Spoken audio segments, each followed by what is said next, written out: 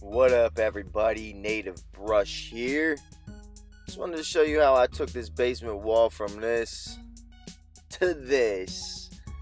Excellent finish, fantastic results, beautiful. Alright, let's talk about the process. Thankfully, the customer was willing to move the workout equipment away from the wall. Really gave me some substantial space to work with. So I'm starting off with a scrape.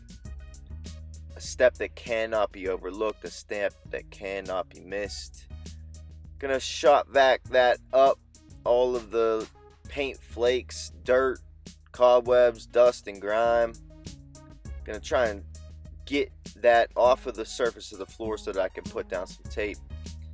A lot of this was here, and that makes me feel good because I can clean up, make the space look better than when I found it. I love this tool. Absolutely love this tool. Definitely recommend getting it if you're going to be doing painting more often. I saw some spots on the wall from water damage, etc., that needed to be primed with an oil-based primer that really will seal it off and prevent any of the coloring to come through. That's why you see me rolling here. I'm rolling that yellow block probably 2 or 3 blocks up from the ground to really block that stain color, seal off the raw brick from the scrape. And now I'm going to fill this crack with some putty that can be used on masonry, just an aesthetic cosmetic type thing.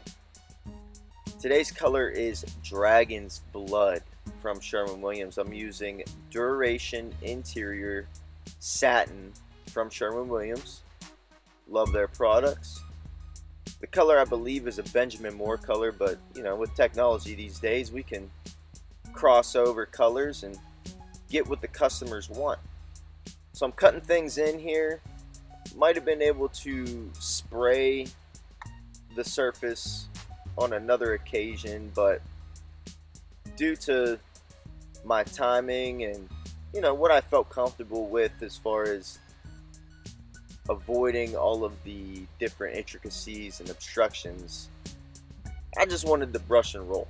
So I'm cutting in here, moving things around, taking my time, but making sure that I get the paint into the pores as good as possible. Wiping off any paint that I happen to get on the hosing or the PVC, whatever it is. And then I'm taking a extension rod to this 9-inch roller. I'm getting the utmost leverage possible to really get the paint into the block surface. Like I said, it's a very porous surface. You want to make sure that you get your coverage as deep as possible.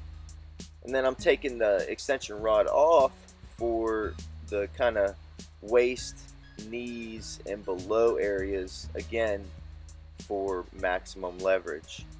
So it was a balance of putting the pole back on, taking it off for the different areas of this wall. Ended up actually doing 2 coats on this wall.